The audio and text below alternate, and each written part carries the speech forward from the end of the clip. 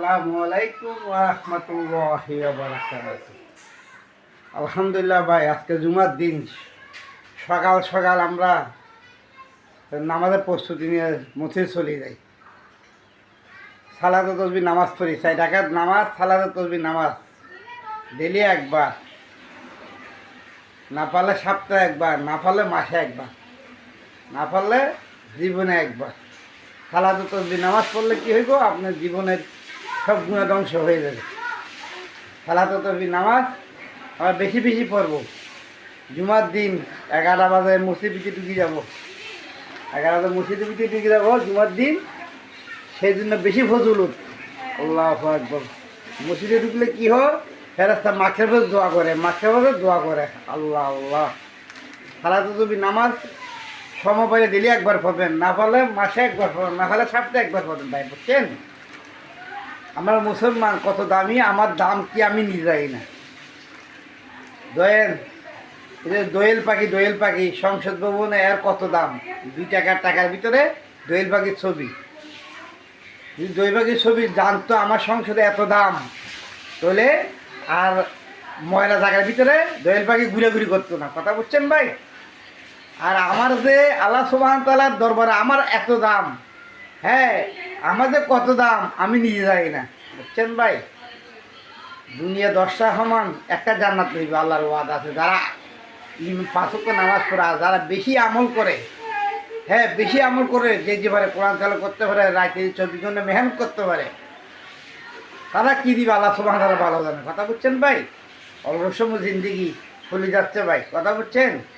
আমরা মসজিদ সমাধি, হ্যাঁ তবলিগের সময় লাগাই। তবলিগের সময় না হলে আপনি কিছু বুঝবেন না। আপনি যত পণ্ডিত হইবেন আপনি কিছু বুঝবেন না তবলিগের সময় না লাগাইলে। তবলিগ সময় লাগাইলে দিন, হ্যাঁ কোথার থেকে আসছে আপনি এটা বুঝতে পারবেন। কথা বুঝছেন ভাই? সেই জন্য অল্প সময় জিন্দিগি আমার থেকে চলে যাচ্ছে ভাই। 60-70 বছর মনে করেন, বাবা চলে গেছে, মা চলে গেছে, ভাই চলে গেছে, হ্যাঁ আমাদের ফ্যামিলির ভিতরে। কথা বুঝছেন ভাই? সেই জন্য অল্প সময় আল্লাহর ইবাদত বন্দি করি, তাই কবরটা ফুলের বাগান করে নিয়ে যায়। কী করেন? কবরটা কি ভাই ফুলের বাগান করে দিয়ে 40,000 বছর কবর থাকতে হবে। কয় হাজার বছর? 40,000 বছর। কথা বুঝছেন ভাই?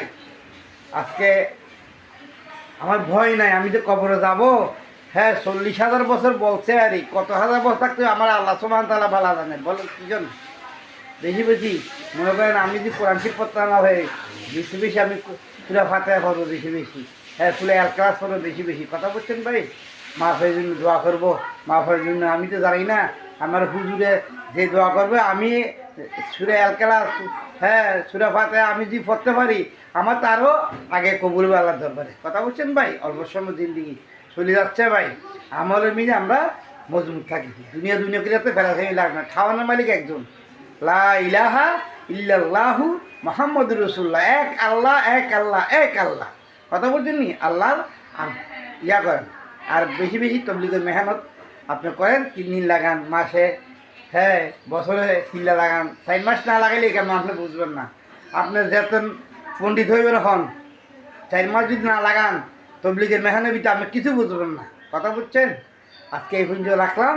আসসালামু আলাইকুম ওয়া রাহমাতুল্লাহি ওয়া বারাকাতুহু।